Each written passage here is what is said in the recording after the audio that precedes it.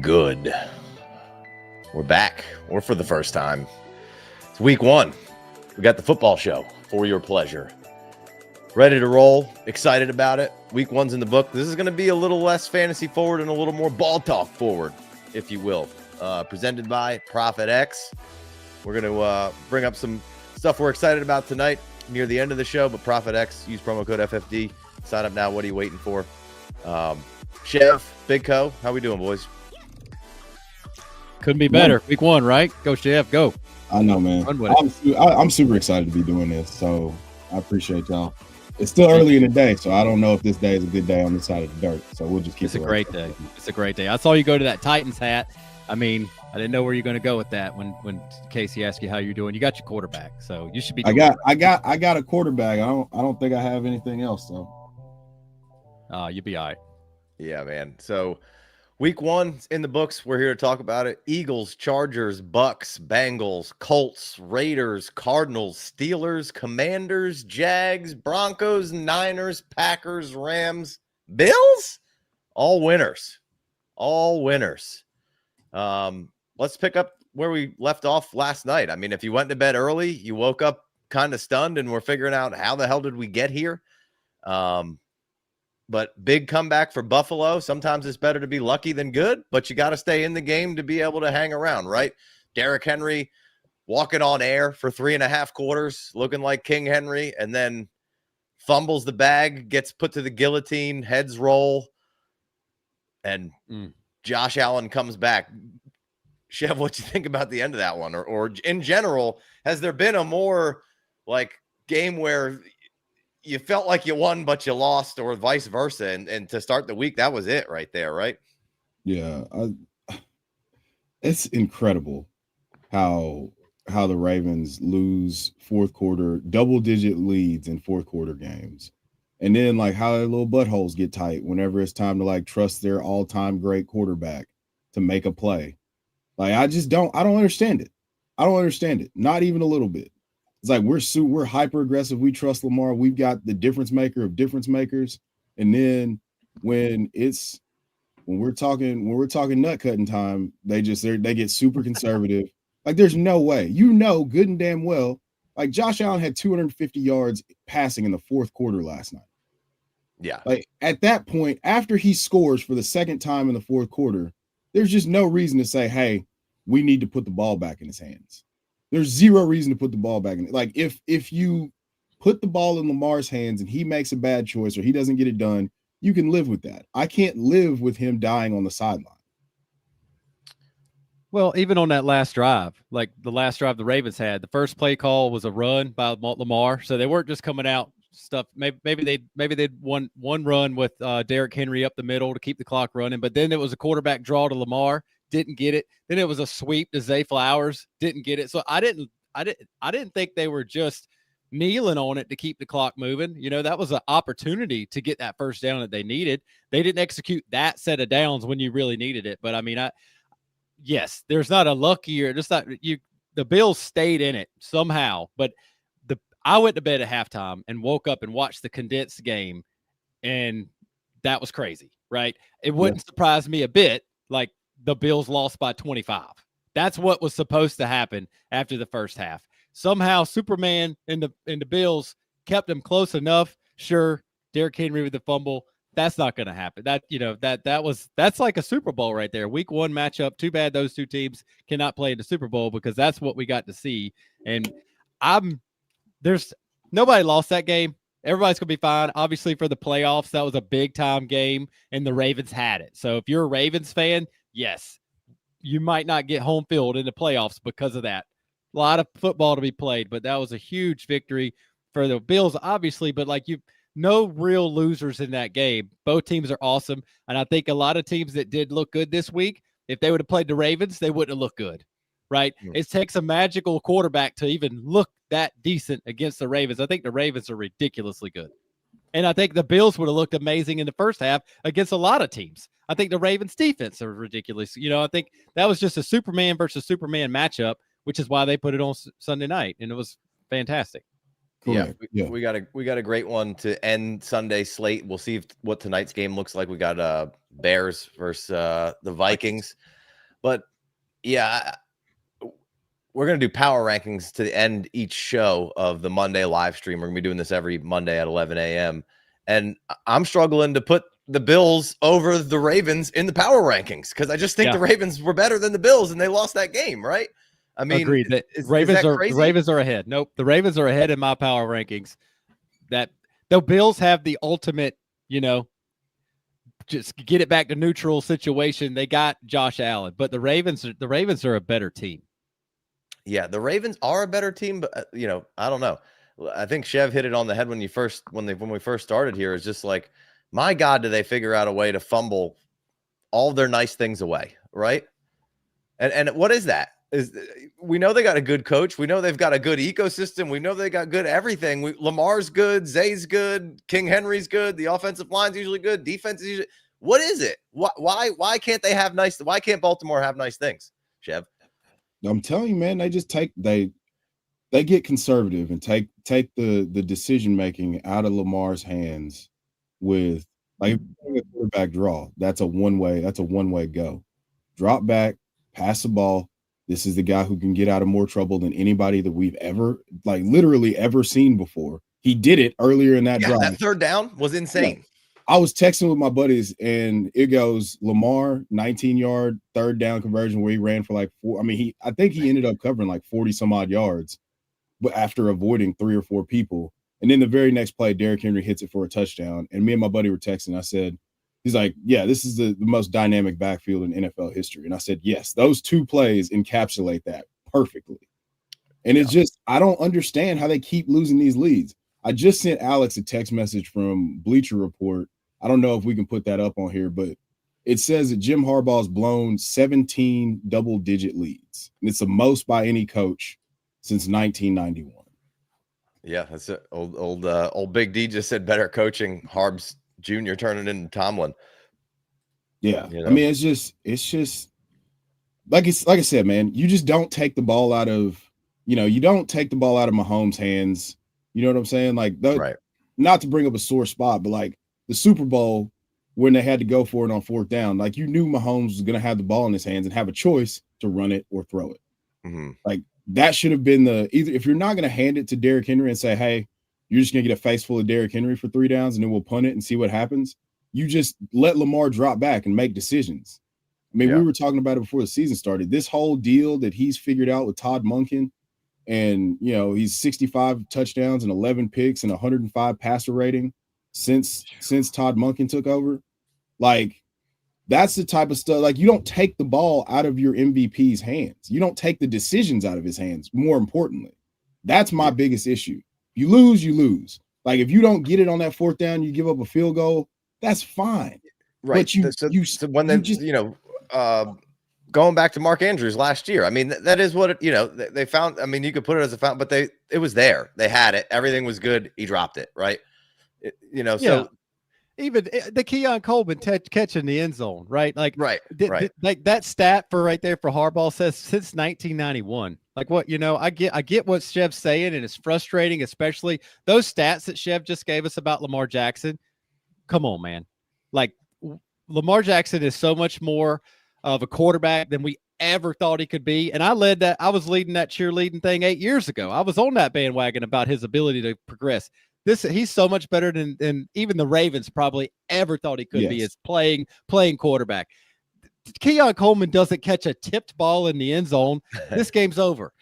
Derrick Henry doesn't fumble the ball. This game's over. So, like, I'm not piling anything on the Ravens. It was a great game. It was one of the best games I've seen in a long time, and they just didn't win. I don't think they did. I don't think they lost it as much as they just didn't win. They did so many things to win. The Keon Coleman catch, the fumble for Derrick Henry, and I mean, it does feel like they have the proverbial monkey on the back that they just can't get off of, and they feel like they do get a little tight butthole late, and that it always seems to be something, right? And so, I don't. Yeah, but again, all right. So, but those last 2 years of Lamar stats, like this, what we've seen in the Todd Monken, like last year, Lamar Jackson didn't drop that ball. Mark Andrews did. Right. We don't know if he catches that ball. Lamar had 2 turnovers early in that game that put them in a position where they had to go for 2 at the end of it, though. Like, it's just, well, I mean, that's still, you got to play the game. It's the AFC Championship game. Yeah, I mean, they have it. You don't get the monkey off the back till you win. I mean, Peyton Manning didn't win anything till he was like 28 years old. correct. Yes, that's a great point, Big Co. That's an you just got to give them. You got to give them a second. Right. I guarantee you right now, there's not one team that people would rather not play in. If the playoffs started today, everybody wants to play somebody other than the Ravens. Of course, I guarantee. And the Bills, but the Ravens for yeah. You don't want to play the Ravens. All right, let's move on to another good matchup here that I think I think it was my favorite watch of the week outside of this one for the most part was Jets versus Steelers, battle of the X's, right? It was kind of Rodgers winning the custody battle in the breakup here, right? Had a chip on their shoulder, a lot to be made about both sides of who their quarterback was and can they win with him and where these franchises were. And I thought both actually came out and played really well. Steelers obviously winning that one 34-32. But you couldn't ask for much of a better game. And I know the Steelers won this game and we can talk about that side. I want to start by talking about the Jets for a minute though, but like Fields looked really good. And if the Jets can run the ball the way they ran the ball in this game, and I know it's week 1 and everybody's figuring things out, but like if the Jets run game looks like this and Fields can move around and make accurate passes, and there's going to be games where he's off and they're going to struggle a little bit, but he was on and he was feeling it. And good luck covering Garrett Wilson if that run game's working like the run game was working. And Brees looked electric and fast and spry, and they got a hammer in Allen. And good luck with Fields, right? We already know that's kind of their second running back. And then they just got help from who's the Ohio State tight end that they've had for a couple of years. Rucker looked good. Taylor had a catch or two. Guys were chipping in. It was kind of a committee approach with everybody else than Garrett and Brees, but hats off to the Jets, man. That they're going to be, it looks to be like a tough out. And who's the edge rusher who was out last year a lot and missed some time. He had 2 sacks in this one. Are you talking about Highsmith? No, for the Jets. McDonald? Was it? I'm drawing a blank on his name. Will McDonald might have got hurt last year, but he played. I think he had 11.5 sacks last year. So I'm trying to think of who. Maybe it was him. Maybe it was. I don't know. He had 2 sacks in this one and looked really good. Might be Will McDonald. Will McDonald had 2 sacks yesterday. Yeah, sure. Second or third year in the league. Yeah. But I think he had maybe an injury year 1 or something and missed a chunk of time. But missed some time last year. But man, I thought the Jets. Really hats off to them in this one. It looked like they were going to win, but vintage Rodgers, man, came in here, looked good without a run game. No run game. Run game was awful. They couldn't run it. They weren't doing, but Rodgers was just getting it done, was figuring out a way, kind of throwing it around. DK had a decent game, but Calvin Austin came in, had 2 great catches for them. Freiermuth was good. Johnny when everybody had their moment, they were all exactly what they needed to be, right? So what was your general feelings here on this game, Big Co? And then I definitely want to hear what Chev's takeaway on Arthur and Rodgers and this relationship moving forward. I think the last thing you just said was it. Like right where they needed the right play call to be the right person, like the Jonnu sweep, right? Like, just, it was a pass, but it was a forward, it was, on the goal line, making, giving Jonnu a chance right there at the goal line. It was a wild game from, like you said, what Chev was talking before the went live on the redraft channel, was talking like the lowest under for a preseason. I mean, for a regular season game in 5 years for the first week, lowest over under total, and then we come out and we get 66 points put together. I think I really wanted to see the Jets win this game, because I really like what they got going on with the coach. And I really like what I was pulling for Justin Fields, because, like you said, this is week 1. This was supposed to be the game where he wasn't supposed to have it figured out yet. They were supposed to look awful, and Garrett Wilson wasn't supposed to get any balls that he could catch. They're supposed to be, in the dirt before it gets to him or over his head, and then Brees Hall was bad. So like that was supposed to, they all told us Brees Hall was no good. And so I was pulling for the Jets, and Aaron Rodgers having 4 touchdowns. I did not see that coming. What you think, Chev? Man, y'all know how I feel about Aaron Rodgers. He's, as a quarterback, he's one of my favorite quarterback. Well, I've said that a bunch of times. I didn't see this coming though. Like this was really, really good execution. This was vintage Aaron Rodgers. He was putting the ball in really, really tight spaces and making throws off platform. And like it looked like vintage Rodgers. And if that's what he's going to be able to do on a week in, week out basis, this team's going to be really dangerous because they've just been missing a quarterback for the last few years. So really excited to see where this goes. The concerning part is, I mean, granted, the Jets front seven is one of the most formidable front sevens in the league, but I was going to ask. Want to see them get the get the run game figured out. What was the function of no run game because of the front seven, or was it the offensive line still a little questionable for, or I think the run scheme has been good in general under an Arthur Smith offense, but like it just nothing going at all in this run game, and they will struggle if they can't figure a run game out. But do you think that's something that they'll figure out, or do you think that's just was kind of because of week one and this is a Quinnen Williams and the guys along that front? What do you? I think that was a tough draw to come out of the gate as a run game, and they're still trying to figure some stuff out. I think Caleb is going to have to go the way. Caleb's going to have to go the way of a Bucky Irving and do a lot with a little limited opportunity, which that's not what Caleb has to be a guy who gets more carries than not to be effective. He's not a Bucky Irving, right? So that's not good. That's the way that it's going to have to function. It looks like, because they're just not, this was a tough draw. Right. This is a really tough draw. And nobody, I mean, look, a long run of 9 yards. So I think they'll get this. That was late in the game, I feel like, too. It was. Yeah. So I think that they'll get this run game solved. I think that, we talked about it, like defenses are ahead of offenses. Their front seven was definitely ahead of the Steelers' offensive line. So, but I just want to see a little bit more continuity in the run. It looked like they were just kind of calling runs just to call them. It didn't look like they were interested in running the ball at all, really. Yeah. And I wonder, and I didn't focus in on it, and I wasn't like I didn't have the sound on or anything. I had a different game on sound. I don't know how many if Rodgers checked out of some stuff, or if they wanted to run it more. But again, kind of turning the page. Certainly, we're not going to do a whole lot of fantasy talk on this particular show. Tonight we will be recording a Dynasty show. We'll talk about all the usages and what we liked and what we didn't like. But like I said, Caleb Johnson needs to be the guy who's getting 15 carries a game at least, because he's going to get better as time goes on throughout the game. Jaylen Warren seems to be the guy they want to go with right now. If he continues to be inefficient, maybe you see something change there. But I think this draw was just bad, and I think Jaylen Warren will have some better success down the line. I don't view him as a lead guy, which is why I was so excited about Caleb Johnson being the lead guy and Warren being the kind of change of pace guy. But hey, this is what they're seeing right now, and we'll kind of see how that goes down the line. If on the fantasy aspect, wasn't a great rookie performance from any running back, but certainly the usage wasn't even there for Caleb Johnson. So got to be a little bummed about that. But it's a long season. Sure. From the get-go about the Caleb Johnson part with Mike Tomlin, it's volume. He gets one carry and they win the game. So yeah, nothing's changing anytime soon. Yeah. Well, I mean, if it continues to be 11 for 37 and 3.4, they might do something different. Who knows? Well, I mean, this is just an odd box score in general. Like only 20 rushing attempts, and one of which was probably a kneel.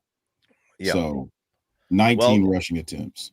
Cincy and Cleveland played each other. We're not going to probably talk about that game a whole lot. I mean, obviously, we just talked about Baltimore being a premier team here.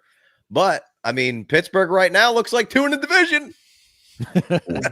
Buddy, this is that. Oh. The second spot in the division is up for grabs. There's no doubt about it. The second spot, and the Steelers could go get it. Yeah, that's fine. I don't see why not. All right, let's jump into what I thought for sure would be the Fox game of the week. Lions-Packers here, but ended up being kind of not that much fun to watch. I mean, the Packers did what the Packers do. I thought the defense was pretty impressive. We'll get to the Lions side in a second, but I thought Love was spectacular in this game. Now the box score, there wasn't a whole lot of fantastic quarterback performances number wise, but what Love was doing and how he was in control, where his ball placement was, no Diddy, was very good. Great touchdown pass to Tucker Kraft. Had some other good deliveries in there. Josh Jacobs got in there late, got the run game going. They spread it around a good bit like they do. Well, the Lions didn't drive them. The Lions didn't make the Packers do anything on offense anyway, right. So the Packers get out, they're moving the ball, and the Lions are not moving the ball. So it's like the box score for the Packers has to be limited at that point because they have no reason to, they're not chasing points. Right. They're like, oh, they controlled the game early, they controlled the game in the middle, and they controlled the game in the end. There was at no point did the Lions have any upper hand. So that's why the Packers offense is limited in the box score because they didn't have to do anything more than they were, which was highly efficient and looking like they were in week 5 already. The Packers came out and a division rival, they're at home and they handled business. And right away you saw the interior offensive line differences, and it just jumped off the screen in the very beginning of the game. And then in the fourth quarter, they give us up-to-date stats, which I heard that a bunch of times in the games yesterday, which I thought was really cool, where they were, in the fourth quarter, 15 of the 21 runs, the rushing attempts for the offense for the Lions, the running back had been hit behind the line, which is wild stat. I mean, that's, 3/4 of the times they're trying to run the ball, they're getting hit behind the line. You're going to lose the game no matter what, if that's the case. Yeah. This was a thorough ass kicking, and I was not sharp on this one. I did, like, Jordan Love was, in terms of managing the game and just making the plays that he needed to make. That's what you kind of wanted to see from him. He gets beside himself sometimes and tries to force throws in the windows where they don't need to go. And, just trying to play, make hero throws when you just got to take the simple check down. And there was a couple times where he did that yesterday, but for the most part, they just out physical, and that's been Detroit's calling card for the last couple of years. They just beat you to shit. Mm-hmm. They're going to punish you in the trenches, and then they have the skill guys that'll make plays when plays need to be made. So this was I'll take the route that this was really encouraging for the Packers, because they've kind of been little brother in the trenches for the last couple of years. So they go get, the elite pass rusher. They've built, Edgerrin Cooper, their middle linebacker, is one of the best linebackers. He was a rookie last year, but he's one of the best linebackers in the NFL. And I've said that. I was pissed when we took Tavondre Sweat over him, because we needed a middle linebacker. And this is the type of guy that's like a green dot, hey, future all-pro type of guy. I will stand on that. I will argue with anybody, and I have film to back it up. So, yeah, this was straight built ass yesterday. Hopefully, they get the interior of the offensive line figured out. I still like Tate Ratledge, 2nd-round pick out of Georgia for the Lions. It's going to be playing guard and probably play some center. And then, just their offense was way out of sync. Like, you can tell that they're predicated on running the ball and then using play action and doing all the gadgetry there, but they're trying to kick your ass up front, and they couldn't do that. And the Packers did it. Yeah. So right. That's my biggest takeaway. Lions seemed like they had lost a little bit of teeth there in general, which, again, we talked about this all off season, which is, it doesn't get talked enough about. And we're obviously a fantasy channel, but we do relate a lot of stuff to actual football, because at the end of the day, that's what they're playing. But losing 2 coordinators that have been the glue for this thing is tough for any team. And I always go back to the Eagles after the championship run. You lose the coordinator, and you lose the identity, you lose the teeth. Unless your head coach is the guy who calls all the plays and does all the stuff, like there's some times where you don't lose that. But like, man, oh man, to lose both of them, and that was the worst thing that could have happened to the Lions, is having both guys move on at once. Like, you didn't even get one and then one, and both of them just left. And look, I think Dan Campbell's a good coach, and they'll figure this out one way or the other and be a competitive team. But you definitely, like you said, I mean, all of that run game and all of that play action and all of the trickery that you want to put on it, but really the trickery was built on that we're kicking your ass all game. And now, like, oh damn, now they threw another wrinkle at us. This is terrible. Well, that's what, when I was talking about the Jets, like Aaron Glenn doesn't get enough credit. We all love to give Dan Campbell the credit. We all love to give Ben Johnson the credit. And I think you saw a combination there of the interior offensive line differences right away, right? And then the interesting thing is the Packers give up Kenny Clark, and that's still happening. Right? That they talked about it in the broadcast, is like the whole division is just super excited that the Packers just lost Kenny Clark, because that dude is a stud. And so, I mean, his Madden rating is at high 90s, right? So like, he's a beast. And so to lose Kenny Clark, and for the Packers, the Kenny Clark's gone. The Lions come in, and everything they do is built off of, even David Montgomery did not get the first rush attempt. It was Javier Gibbs, but like they literally get instead of getting push up front, which they're normally getting push, they're getting pushed back. So there goes your run game from the beginning. Again, that stat, 15 out of 21 of carries to start through the fourth quarter, your running back's hitting the backfield. That tells you that the defense, you're getting it handed to you in the trenches. And then the combination of Ben Johnson. So I can't even, like, everybody wants to see how good the Bears offense is and how bad the Lions defense was going to be. The Lions offense couldn't even get started. Like, I'm not even sure what the Ben Johnson effect was. The details that we're hearing out of the Bears camp about what Ben Johnson is trying to do, the details, the Lions couldn't get anything going. There were no details to be had. They were getting smashed in the mouth as soon as they snapped the ball, and that's without Kenny Clark on the Packers. So, yes, I think it's a huge stock up for the Packers, and I think it's what we need to see another game for the Lions, but what we just saw was really, really bad for my Lions. Aaron Glenn doesn't get enough credit for what he was doing for the Lions. I think Dan Campbell's an excellent coach. I don't think, again, I've compared him to Tomlin. Him and Tomlin, like leaders of men, get you ready to go get a car crash 80 times, put your helmet on and go smash into somebody. Dan Campbell and Tomlin, it's not in the third place, is not even close. There's X's and O's guys. There's Shanahan and there's McVay's and there's Kevin O'Connell's. But like, as far as getting somebody ready to go, Dan Campbell's the top. But what we just saw out of the Lions was really, really bad. And did the Packers make it worse, or is that interior O-line a big, big problem? And if it is, that's a problem, because that's the beginning of the Lions offense. And we know Jared Goff looks super, super slow. He's never been fast, but it looked like he was running in quicksand. And so if Jared Goff is off his spot often, we're bad. We're all of a sudden, we're not talking about, or we're going to lead the league. Not where you want to be, Jared. Anymore. That's not where Jared Goff thrives at all. No, I don't. It doesn't surprise. I don't think the Lions are going to lead the league in points. Those things are not usually sticky. It's, but I thought, hey, top 5 is a given. If we're getting if we get beat like that in the trenches the next game or two, and Jared Goff is trying to move around, we got real problems in Detroit. Yeah, you got to figure out the run game. And look, it's Overreaction Monday, and then that's every Monday when the NFL is in, but it's week 1 Overreaction Monday. So I don't know if it's necessarily quite an overreaction, because there are a lot of factors, but this is basically the preseason currently of how the NFL operates, right?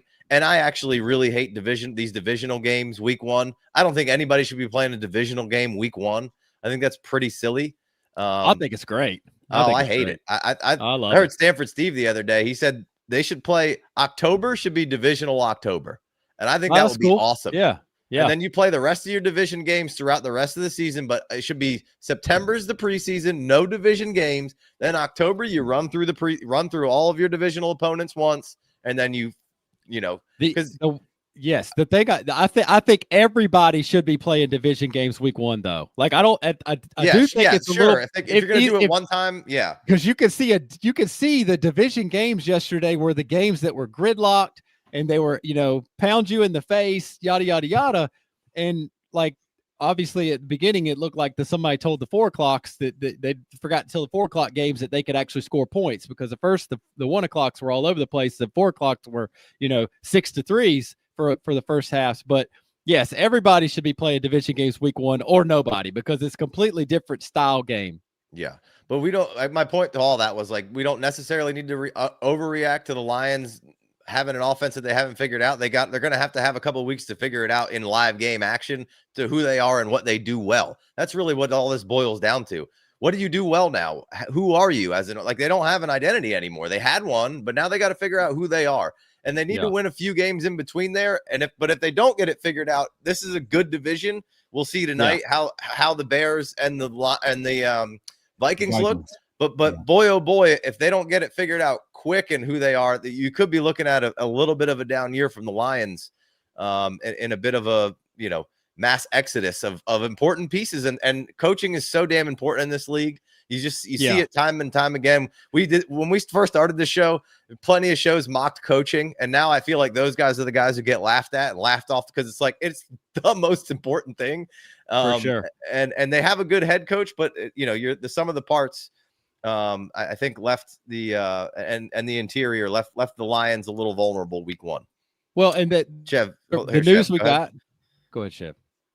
I just y'all are cooking right now. That's why I just wanted to add, like, we have to treat these first couple weeks of the season to your point, Casey. This is like the preseason. Like we're not running 2-a-days anymore. They're not practicing. Like there's limits in the CBA to how much you can practice and all that stuff. So the amount of reps to be good, to be elite, that all of these teams and players are, like, the standard for that, like, they just don't have the requisite amount of reps to get there. So it's rare, like, unless you have guys like Justin Herbert or Patrick Mahomes or a Lamar Jackson or Josh Allen, like, your offense is going to sputter probably because they're not able to create. Hell, you just saw Burrow.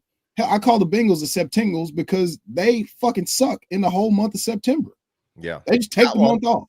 Got one. They haven't had a week 1 win in a while. It feels right. Not a missed field goal, they would have lost. Yeah. Terrible missed field goal. That thing was a tee up. Keep going, Chef.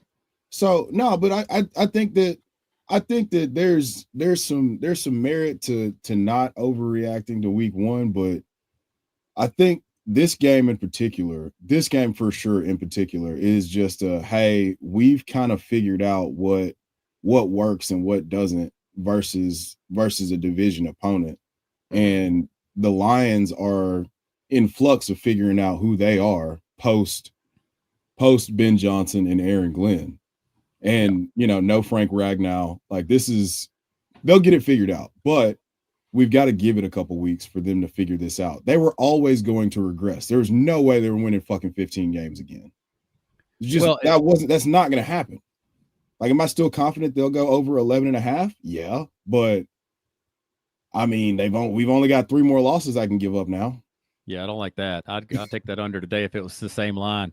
I heard Steve Fezzik say something about the big back and forth between if the Lions offense came out and they were bad and Chicago's offense came out and they were awesome. Yeah, the Ben Johnson swap there. That's an incredible thought process, especially now. And the potential for, you can't, like Casey said, and we've talked about this when it happened to the Niners, all that success the Niners had, and they kept losing all their coordinators, but they kept Shanahan, and he calls the plays on offense, so the system stayed in place. Like, the first chink in the offense for the general manager, of course, Ragnow retiring, you can't help that, but like the offensive line that we've been, built on in Detroit. I say I'm a Lion, right? So we've been built on that offensive line, and the first chink in the armor potentially, because that's what we woke up to. Jameson Williams got paid, and I've been saying it for months. Like, they drafted Tesla, they overdrafted Tesla, they traded up multiple 3rd-round picks to get Tesla in good general manager fashion to be ready to replace Jameson Williams, because Jameson Williams is about to break out, have a great year, and move on, because we got to pay Hutch, we got to pay a quarterback, we're paying St. Brown, we're paying Penei Sewell, yada, yada, yada. You can only have so many top-end players, and then we wake up and we're like, oh my God, Jameson Williams got paid. He got paid early enough to not break the bank. I was like, oh, that's fantastic. It's fun. It's super fun. We might need that money on our offensive line. And yeah, Casey's right. We need to let it breathe. But I'm telling you right now, maybe we should have signed somebody, right? Maybe we might, that the first chink in the armor, and if it's overreaction week 1 Monday, that's fine. But dude, the way we just got handled by a team who just lost an all-pro defensive tackle, that's not good. Golf can't fix offensive line deficiencies. That's no, exactly. You mentioned it, Chev. You have to have one of those elite guys to even fix some of those problems. And Yep. Jared is not going to be able to The win opposite of that. Right. The right. Jared Goff and elite offensive line is the best compliment. Those Yeah. things go together. You get elite offensive line, you got Jared Goff, you're fine. You don't have that, not fine. And Chev read off the quarterbacks that can make up for that. Jared Goff's not one of them. There's a short list of guys who can overcome negative situations in the league currently. And we get so wrapped up in like, oh, he threw for this many yards, he threw this many touchdowns. But if you really understand the game, and not to sound like a snob or like I know everything, but you can tell the difference. Talk ball. You can tell the difference between a guy who's, to borrow a Cam Newton phrase, a guy who's a tractor and a guy who's a trailer. Yeah. Like, this is a guy who's being carried by, just a glut of elite weaponry surrounding him. 2 offensive tackles that are, elite. Penei Sewell's one of the highest paid offensive linemen in the league. Frank Ragnow was one of the best centers in the entire NFL until he, his body broke down on him. You've got 2 elite running backs. I don't give a damn what you say about David Montgomery. David Montgomery is a damn good running back. Mm-hmm. Yep. And then the weapons, Amon-Ra St. Brown is one of the best slot receivers, football players, period. And you got Jameson Williams, who's probably the most explosive guy in the entire NFL on a touch-to-touch basis. And you couple that with Jahmyr Gibbs, who's also, in that short conversation. So Goff isn't the guy that's going to have to create a bunch of stuff for these guys. He just has to get the ball to them. Yeah. And that's not, it's the same thing people said about Brock Purdy, but now you're seeing with Brock Purdy, he's able to do things outside of structure. We'll get to that game, I'm sure. But it's next. He's able to do things outside of structure, but where that's not Jared Goff's strong suit. Like, anytime I see Jared Goff throwing the ball more than 35 times, I'm like, yeah, they're probably going to lose, man. Well, I know we need to get off the Lions, but Jared Goff is a better point guard than we thought he could be too, right? Yes, sure. Absolutely. Jared Goff he's become a fantastic point guard, but with Ben Johnson, and we'll see post coming up real soon. But with Ben Johnson, Jared Goff's point guard abilities was magnified and lifted to a level that we never thought he would get to. But he doesn't. But he's not a point forward like Josh Allen.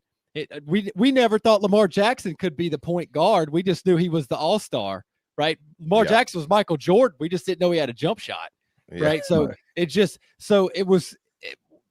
a situation to monitor here. But he is a point guard. But all the other 4 players on the court with him has to be electric for him to throw the ball to. And he has that electric, the players to catch it. He has the player, but the plays never got started. Yeah.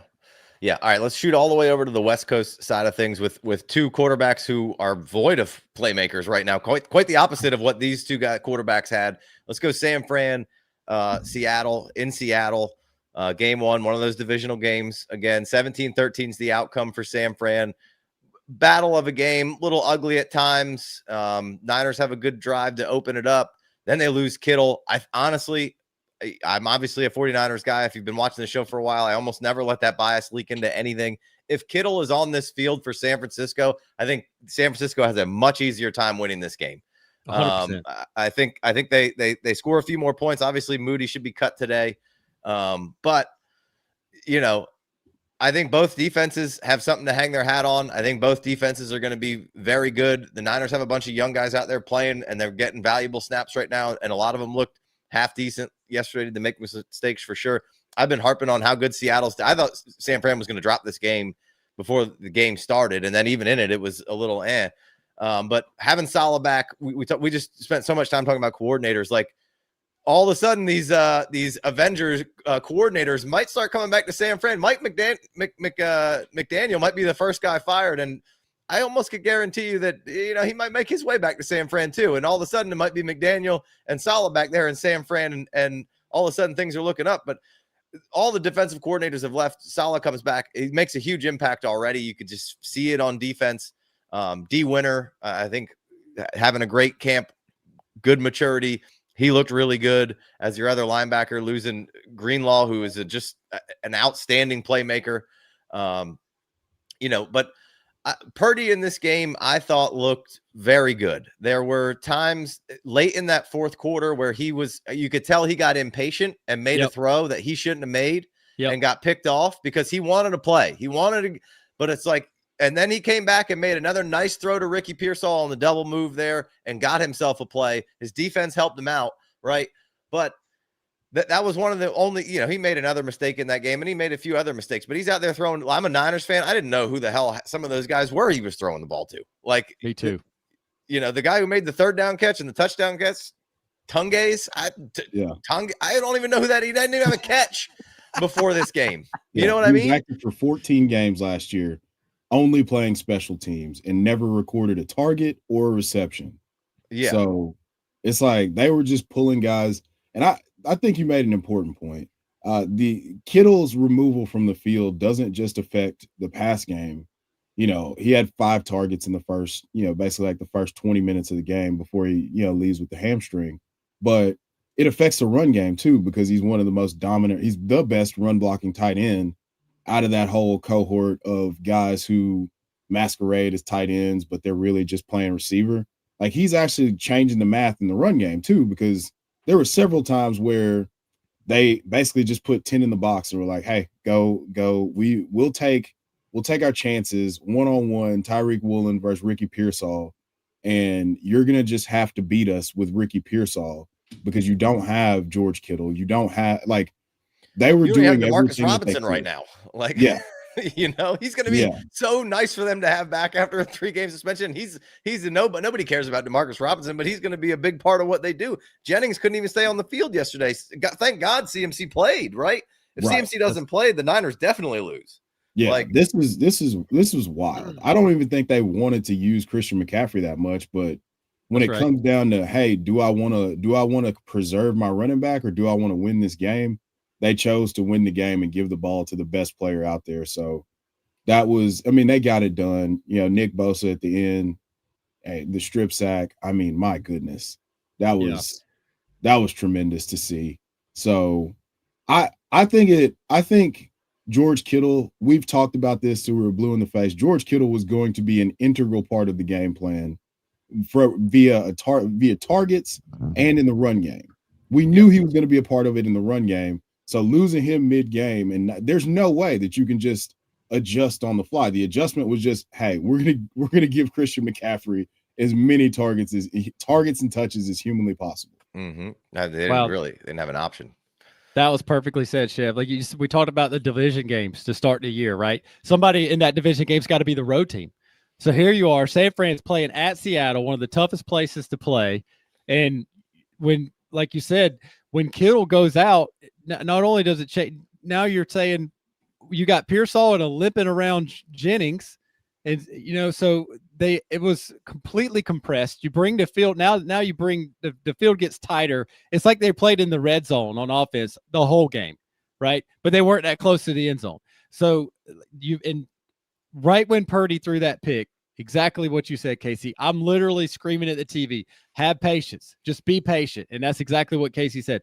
It was a long slobber knocker of a division game for a week 1 game. And then your most important, beside Christian McCaffrey and the quarterback, your most important offensive piece, who, yes, is a road grader as a blocker, so opens that up, but also like the stack of Purdy and Kittle, like those two, they make it work is what, fantastic, right? So that goes out, and Kittle's cooking. Kittle is crushing them. And then now you take Kittle out, and Pearsall's not going to be as effective because so everything changed when Kittle goes out, and then Nick hit the nail on the head. There's no way they wanted to put that much mileage on Christian McCaffrey week 1, but they're on the road in Seattle, division game, and they're like, we can win this still. We are right here in this game. If there would have, a fluky play happened and all of a sudden Seattle's up 20, I guarantee you CMC doesn't get ridden that hard to end the game. They probably just let it ride out and we're like, all right, we'll see you next week. We got to figure stuff out. Kittle's going to probably miss a couple weeks, because anytime you get ruled out that fast, and most of the time you're like, oh, he's questionable return. When it's a quick out, you take your shoulder pads off that fast, Kittle's going to IR. So that's horrible, but they still got the W. And that, like, Salah's back on defense. What a fantastic win for the Niners and the Seahawks. I mean, if you're a Hawks maybe not fan, the best loss, not the best loss of the week, but not a terrible loss. Yeah. You know, I think you got a lot of things working for you. I mean, Big D said if this game, same personnel 7 games later, Hawks win. Biggest issue for Hawks is implementing a new O. You know, I tend to without the strip sack, the Seahawks maybe win to get. You know, Right. everything we just said without that strip sack of Bosa, which is that's his job. That's what he gets paid to do, and he's great at it. Well, But, not as a you know, field goal kicker. Maybe they're not in that position. Well, yeah, I don't know how you bring back a kicker that can't kick. I don't get that. He shouldn't be on the roster week one. You shouldn't have to worry about that. When you're 'Cause when he changing misses kicking it, mechanics, you should just what cut are you him. doing? What are Yeah. you doing? So yes, if without the strip sack, maybe we're talking about the Darnold and the Seahawks marriage and the Seahawks defense today. Great throw to you know? to JSN late, and then a nice Great strip throw. by Green on that deep other deep pass. But yeah, I think Seahawks defense is going to be awesome as far as it goes down the line here. These guys are familiar with each other. They run very similar schemes. Kubiak and Shanahan are one and the same. So a lot of familiarity. Sammy, I told you that week one, Sam Darnold might not come out here and light it up because the Niners are the ones that they rebirthed Sam Darnold.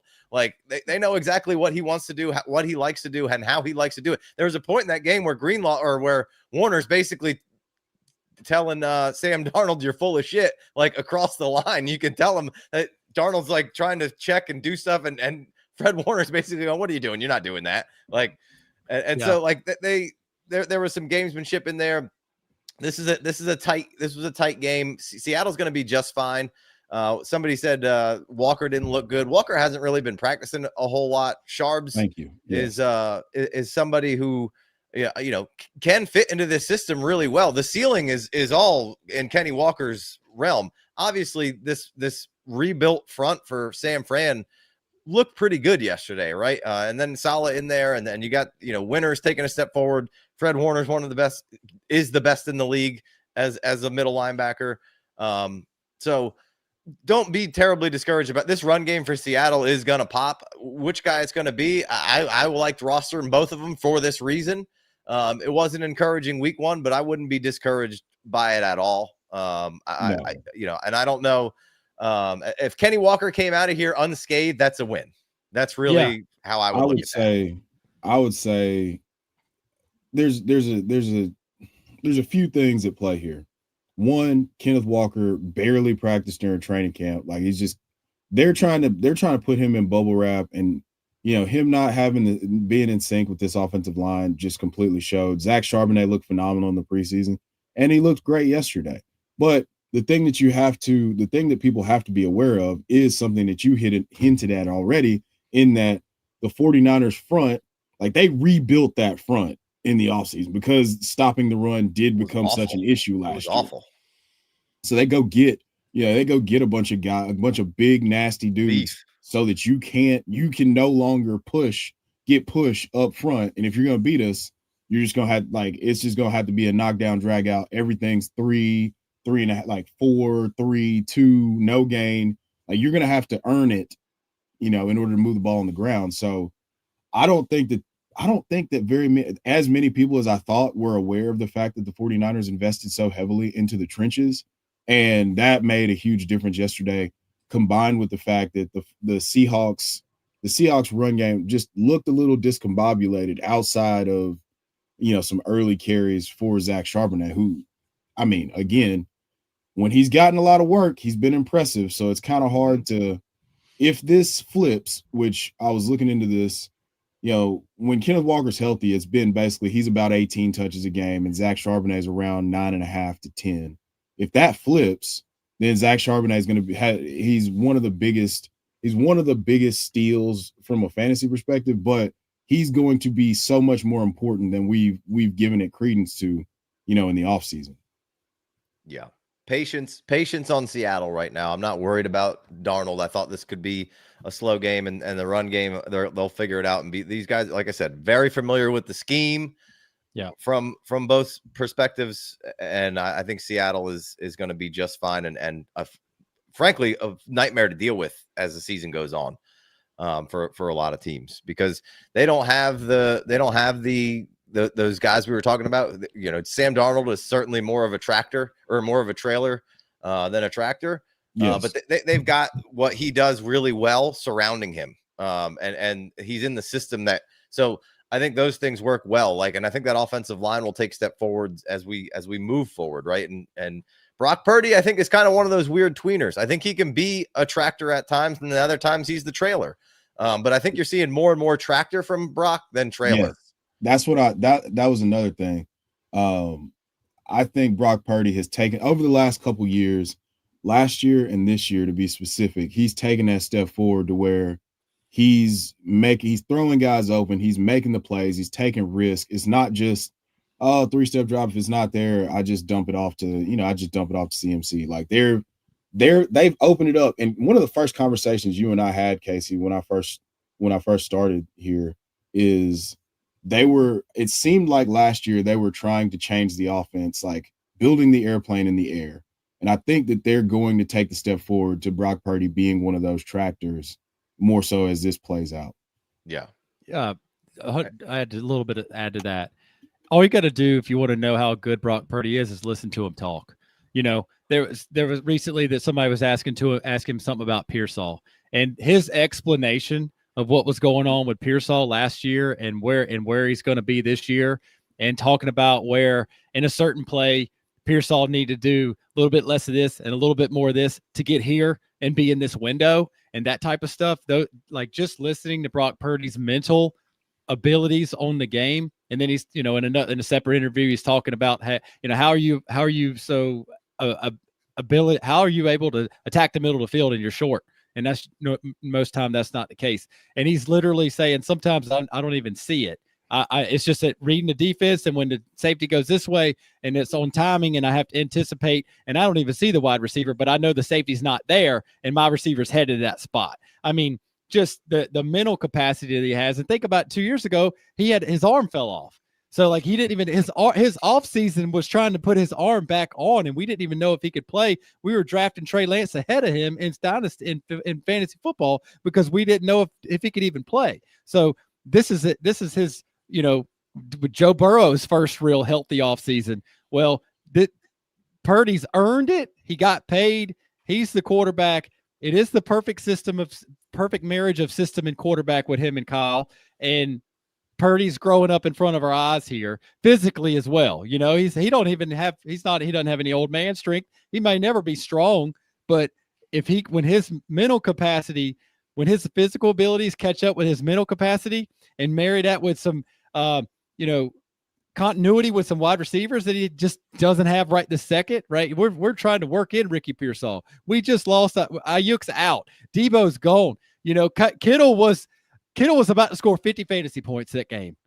And then he's gone after the first quarter. He was cooking. He was last year's Nico Collins, right? Before he blew his hamstring out, right? So, yes, stock up 49ers offense, stock up Purdy, stock up Seattle defense. I think if it's another team, I think Purdy still looks better in that game, even with the injuries, if it wasn't going against Seattle's defense. The defense is not in NFL. Defense is a lot of times not very sticky.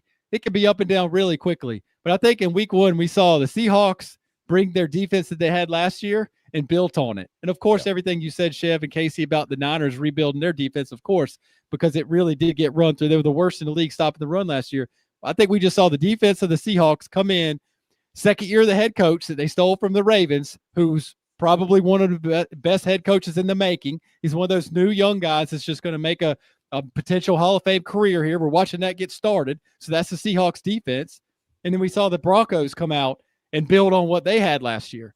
And I think that's what the Niners just had to go up against on the road, a defense that was taking another step, and they won the game with their best offensive player getting hurt and CMC being the other guy that stayed healthy for the game, Yeah. I think two things. You get DeMarcus Robinson back in 2 more weeks, which I think will be big. It's not a real big item, but I think that'll be huge for them just to have another guy they can go to. And then having Jordan Watkins come back, who rookie, right? Been out, but he'll give you some extra juice out there. Right now, they don't have a whole lot of players that can give you some juice, like speed and quickness. And he in the preseason was giving them that, had a high ankle, practiced a little last week. I don't know if he'll be back this week, but next week he could give you a little field stretching back. So those are 2 guys to kind of look out for in this offense to help that offense kind of move forward coming back. Perfect. Keep that screen right there, Alex. Our man Alex is behind the scenes right now, and he's showing you the box score. Exactly what Casey just now said. Ricky Pearsall gets 7 targets. Christian McCaffrey gets 10. Then it's Juszczyk and Kittle, right? Yeah. You know, like Yeah. Kittle. Jennings went out of the game. Kittle went out of the game. Yeah. Right. Who is the offensive? What playmakers did they have out there? Right. McCaffrey and Pearsall had to carry the load, and they had to work. Like Juszczyk became a primary option, a primary weapon down the stretch. It was Juszczyk making a big play to get him down the field. I'm not that he can't do that. I don't mean to disrespect Juszczyk. He's been a staple for the offense. And I remember 7 years ago when he got paid and everybody was heckling that information. And me and Casey were on here talking about how he's a wild card for the offense and is perfect for Shanahan. I don't mean to disrespect you, Kyle, but when that's just what happened. That's how bad it was for the offensive playmakers. That's how bad it was for the Niners playmakers yesterday. And to still get that win on the road was huge. Yeah. All right, I want to jump to 2 more quarterback plays, and then we got a couple more things, and we're gonna end with power rankings here. First thing first, we're gonna talk little Giants and a little Colts here. I mean, look, I'm not gonna talk about the Indy Miami game too much. There's might be a little dolphin in that tuna. Fins were lifeless, right? Just absolutely awful. First Coast fired. Odds has got to be McDaniels, but Daniel Jones now, Saquon leaves the Giants. He's good. Daniel Jones leaves the Giants. Looks like he might be at least serviceable, although the Dolphins probably the worst team in the league. And that thing's just dysfunctional currently. So great matchup week 1 for Daniel Jones. Sure. 22 of 29, 272, added some rushing TDs, added some rushing yardage in there, 7 carries, 26 yards, killing our man JT. But Tyler Warren has a good game. Michael Pittman has a good game. Downs kind of the odd man out, but he's been battling back from a hammy. So hasn't been around, but Tyler Warren looks like he's going to be just fine. Jonathan Taylor looked pretty solid at some point, even got a couple of targets. If Jonathan Taylor can continue to get 3 to 5 targets a game, that's awesome. We just don't need Daniel Jones stealing all of his damn touchdowns. But so I guess my thoughts are, is Daniel Jones Sam Darnold this year, or is this a flash in the pan? Take a chef. Man, listen. If Daniel Jones is gonna, let me frame it this way. The Miami Dolphins put up 0 resistance when it came to stopping or impeding the Colts from doing whatever they wanted to do on offense. I think they ran 43 plays in the first half yesterday. And that's an absurd amount of plays. Like, you typically run about 66 plays in a game. They were at 43 at halftime because the Dolphins were providing them with extra opportunities. They couldn't stop the run. They were just basically useless. Like, they were just a cone out there. Like, they were just playing traffic cop, or that one meme of the security guard who just kind of pats people down like this and then just lets them go in. So I will withhold judgment if Daniel Jones has another game where he looks excellent. I believe they play the Packers this week, I believe. No. The Packers play the Commanders. They got a really important test this week. I can't, off the top of my head, I can't tell you who they play, but I'm going to withhold judgment because Broncos. They play the Broncos this week. So yes, big test. Yeah, gonna absolutely not let them dominate them up front, and they've got some sticky coverage guys. So if Daniel Jones comes out and puts up a performance that's about 70% of this, I'll be all in on the Colts this year and cede the fact that they're gonna beat our ass twice. It's great. Yeah, no, a Big Co. What's your thoughts on dimes here, kind of moving forward? Looking like went from the dime store hooker to Julia Roberts here. I mean, you heard me say and preach. Chev killed that. Like, the traffic cop, like, didn't get in their way. Of course, they had the turnover, so they gave it right back. That does add to the amount of plays you get to snap and run your offense, because the Dolphins couldn't get out of their own way. But they did 0 impeding the process of the Colts running their offense, which is exactly what Chev said. So I got nothing to add to what Chev said. He killed that. The Dolphins did nothing. The next week, just like he said, the Broncos are going to be the complete opposite. the complete opposite of what the Colts just had. So they need to live this up. They need to build off whatever they can build on. They need to go back to the tape and say, hey, if the Dolphins actually played good defense on this play, would we have done that? Would we have had success here? Was this going to work? They need to go back and self-evaluate, because they don't have any evaluation against that Dolphins defense right now. So yeah. That's really the biggest thing for the Colts. And the one thing you will say is that if this was a 10-8 game for the Colts with zero resistance for the Dolphins, then you could just flush the bathwater with the Colts offense with the quarterback. But the consistency, this is what Steichen was talking about. And this is why Anthony Richardson's on the bench right now, because what you don't need is to bench Anthony Richardson after 4 or 5 games of the start of this season. Mm-hmm. That's right now. The Colts are in decent hands. It will be determined if they're in good hands with Daniel Jones. But right now they have the consistency, so they don't have the interceptions thrown. They don't have the they have the ability to check out of a bad play at the line. Daniel Jones has been in the league for a few years. They have the ability to keep the offense on track and get first downs. We don't know if they can do that against a real NFL defense right now, because the Dolphins didn't get off the bus. But I think it was a good move that Richardson's on the bench, because he can come in and be the hero later in the season if they need him. But then if he was bad, like nobody wants to start 0-3, 0-4, 1-4. If Anthony Richardson came in and he started the season hot, fantastic. And the Dolphins would have been a great game for it to happen. But if it didn't start out like that, and it was bad, and you said, and now we're like, well, we do have Daniel Jones, and we don't want to lose the locker room, and yada, yada, yada. The fact that we don't have to bench Anthony Richardson after a couple games and give him the time to sit back and learn some more and grow some more and get into playbook some more and get these reps and everything that he needs to be doing. Yes, sir. He can save them later. But if he would have had to be benched this year in the beginning of the season, now you lost him. You benched him twice. He's off the team. Yeah. He's gone. And that may be the case later. I hope not. I've been an Anthony Richardson guy just from the fantasy aspect and the ceiling of his ability to score fantasy points, but he really can be a game changer in the NFL. He's one of those guys. He can be the tractor. He doesn't have to be the trailer like we've been talking about. He can be the escape artist when things are, he doesn't, if there's push up front, he can do all those things potentially. But right now, the Colts offense wanted consistency and they just got it.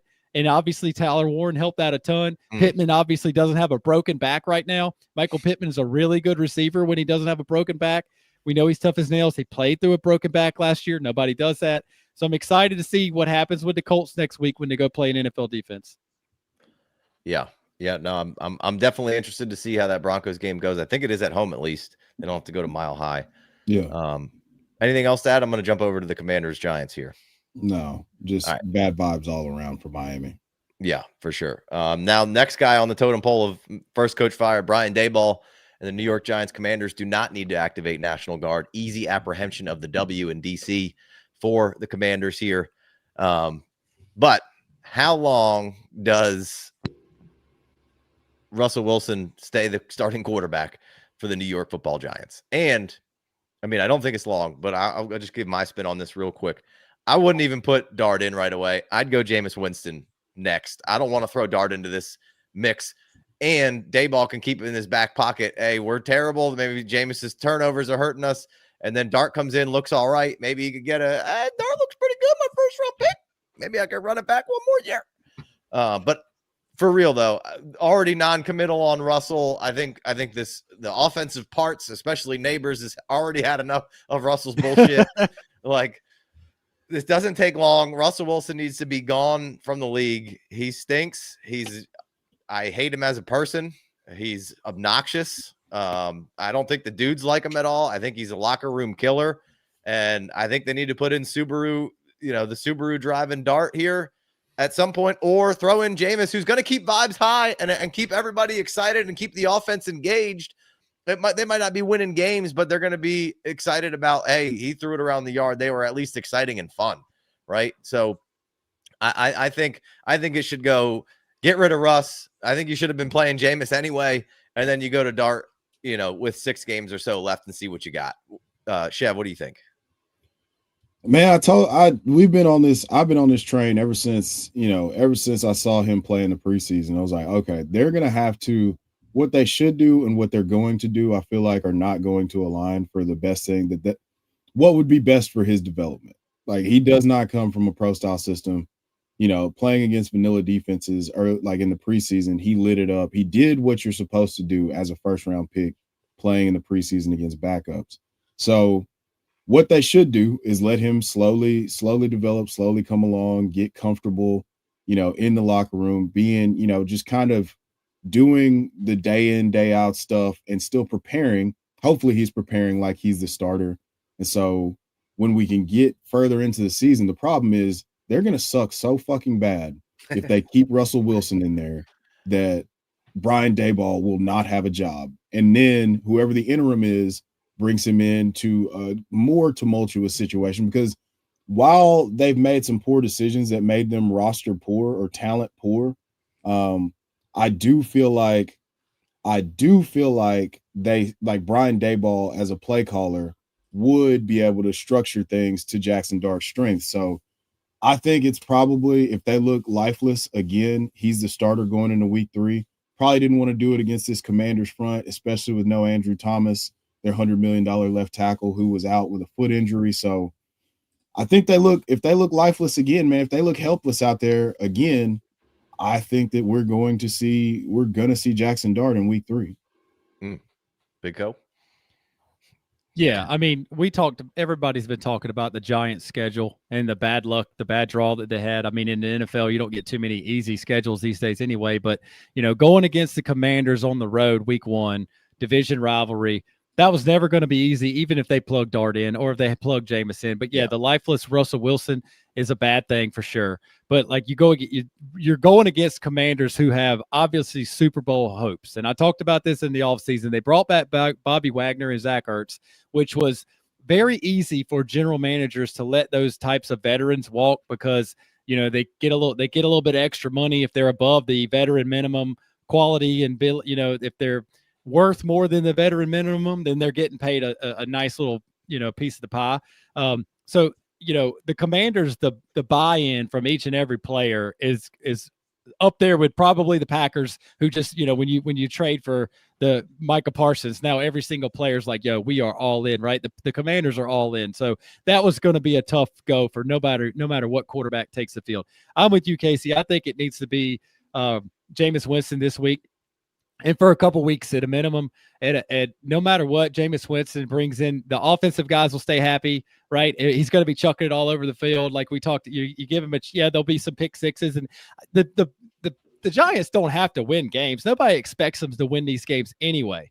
You just got to be able to do something, and you got to do more than just move down the field every once in a while and be able to get a field goal attempt, right? Especially with a player as good as Neighbors. And Dwayne McFarland tweeted this out last night. I took a picture of it because that 90%, 96% of the routes for Neighbors, that's good because we heard about this toe injury. So we know he's out there running around. He's out there on every single play. So that's huge. He got 38% of the targets, which you got 12 targets. That's 38%. He got 70% of the air yards. He got 122.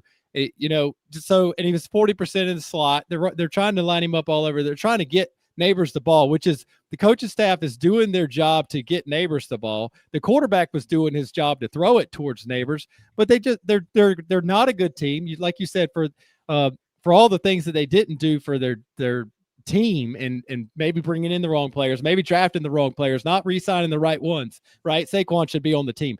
For all of the things that have gone wrong for the Giants, they crush it and bring in an all-star Neighbors. That's what they're supposed to do, is feed him. But not with Russell Wilson, right? Bring it. He's too scared. Russell Wilson you can't be a game manager on a bad team, right? Yeah. You have to be able there. You have to go out there and gunsling. So you bring in Jameis Winston. At least now the offensive guys are happy because they're getting targets that matter. And now Darius Slayton might get a target over the top to open things up for the run game. All things that go in, so Jameis Winston should be the quarterback. Probably should have started week 1, obviously. Hindsight 2020 now. I think you should leave Dart on the field. Like Chev said, I think he did an exceptional job in the preseason against the backups. But why bring him in here against the first like 6 games or against all the best teams, right? So why would you even do that? Even if it's not about the coach trying to keep his job. You don't want to bring in a guy who has all the momentum in the world right now until Jackson Dart takes another step on the NFL field. He's the best thing that they got going. He's got all the momentum in the world. So and they got all of their hope bottled up in this kid. Don't bring him out here against the Commanders on the road week 1. Don't bring him out here the next 5 brutal games on the schedule, right? Keep him, but you got to bring in Jameis Winston. And like you said, Casey, being non-committal to Russell Wilson right now, this early, is the right thing to do for the Giants. It's sad they're in this spot, but it's the right thing for them to be doing. And they should name Jameis Winston the starter and just move on. 1 week, that's all it took. Let's go. Yeah, I agree, Lewis. And then you kind of made the point too. They got a schedule coming up that's not that fun. The Giants' schedule isn't that fun in general. But yeah, I'm not burying Dart, as Go Jin said. I'm not trying to bury him at all. Like, he wasn't my favorite coming out, but he really impressed me through the preseason. And I know you too, Chev, and that's kind of what's turned your frown upside down with him. And he's Big Co, you made a great point. Like, he's the backup quarterback's always the favorite, but like, he's even got a little extra juice right now because of the escapability, because he threw some accurate passes. Like, I would just, I think you just stick with Jameis. I think you go with Jameis for a minute, make some guys happy on that offense, even though maybe they're not winning games, but make it a little more exciting. And then we throw Dart in a little later here for development. But I would at least wait until back half of the season. Alex just showed us those games, man. I mean, you got the Cowboys, us on the road, and they did look good week 1. Chiefs, Chargers, the Saints is the closest thing you get to a gimme right now, and they didn't roll over yesterday. Eagles, Broncos, Eagles, Niners, Bears, Packers, Lions. I mean, geez, dude. If you better beat the Saints, or you're going to be in a lot. Here's the deal. Here's the way I look at this, guys, and y'all tell me I'm tripping if I'm tripping. Like, if we're saying, hey, we suck, we're not gonna, then just let him take his lumps. Like, all right, we get embarrassed by the Cowboys. Cool, we're gonna start you against the Chiefs, and we're just gonna roll. We're gonna roll with it. We're gonna let you take your lumps. We're gonna protect you. We're gonna let you do the things you're good at. We know that this is now a lost year. So starting week 3, we're just gonna roll with it. And if we go 3-14, we go 3-14. That's not the first time that in the history of the world that a first-round quarterback sucked in his first year. But they're not giving him any support either. Like, this is, I just don't want him to lose any confidence. That's my only thing of why I want him to just maybe. Hey man, if you've gotten to this point, it is because you're an irrationally confident human being. You're a first round NFL draft pick. You have a level of hubris about yourself that your confidence should not be able to be broken. Like, you're the guy. We hope. Shit, you just saw it with Bryce Young last year. Like, he got, but he was demoralized for 19 games. He sat for a while. He came back, and he started to look like himself. Now, he looked like shit yesterday, but that's okay. That's okay. We still stand Bama Bryce over here. If you have Jake Haener, hey, sorry, Jake, for a random shot, right? You just called a stray. If you that's a stray. But if you don't have Jameis Winston, maybe Chev, but you're a professional football team that needs to go out there. And you're right. If it worked, dude, if you put Jackson Dart in and he looks like 48% of Josh Allen right now, golly, that would be the best thing that you could have ever had happen to your franchise, right? But right now, that's the hope and that's the plan. But you have the ability to bring in Jameis Winston. It's just going to be fun, right? It'll be exciting. No matter what, it's going to be exciting. Whether it's a pick six or a touchdown, it's going to be something just like that. At least it won't be 3 and out, 3 and out, 3 and out, 3 and out, punt, 3 and out, defensive strip sacks, fumble. Like it's going to be something, but it won't be 3 and out, 3 and out, 3 and out. And you won't have neighbors throwing the helmet on the sidelines in the first half like that. So if you didn't have Jameis Winston, which credit to everything we just beat on the Giants staff for, general manager and whatever, like you do have Jameis Winston. Bringing in Wilson, we never liked it. Bringing in Winston, great move. What do you got to lose? And so I think it could go. There's so much that could go right by bringing in Jackson Dart, but it's New York, man. It's that media. They can't wait to tell you how bad it is. They would rather it be bad so they can hate than have to write good pieces, you know? So if Dart comes in and that New York media and things don't go right, again, people, we're going to be watching those Giants games because those are our fantasy players on the other side, beating them to death. Those are the best teams they're about to play against. I don't want to see Dart play against the Chiefs. I do want to see it, but like the young quarterback potential, it's, you know, how bad was the low for Bryce Young, man? God, you know, like that. Yeah. What happened to Bryce Young was so bad. And what happened to a bunch of these quarterbacks, when it goes bad, it goes so bad, so fast. And they never recover sometimes, you know? Yeah. I don't know what ads we're really running during lives here, but we are going to run one right now. So an hour and 15 minutes in, we got our sponsor ProfitX. Use promo code FFD if you haven't used it already. ProfitX is America's #1 sports prediction market. Peer-to-peer sports prediction market is where users play against each other instead of the sports book versus the house. You almost always get the best price on any spread, money line, total, or player props, since you're playing against other people rather than the book. Looks like a sports book, but with way better odds. So what are you waiting for? Go ahead and download this app right now. It's extremely fun. I've had a lot of fun learning how to play it. I'm just kind of getting my bearings with it. So there's lots of different things you can do with it. I know, you know, there's a lot of different ways to go about using the peer-to-peer gambling. I'm not fully equipped to tell you about it, but I know like a lot of arbitrage betting likes to go down on stuff like this. But just a quick call to action on tonight's game, on something that I like to see here, using ProfitX promo code FFD. I like DeAndre Swift over 15.5 receiving yards in this game tonight on Monday night. I like that. Anything you guys jumping out to you on this? I like Colston Loveland over 2.5 catches.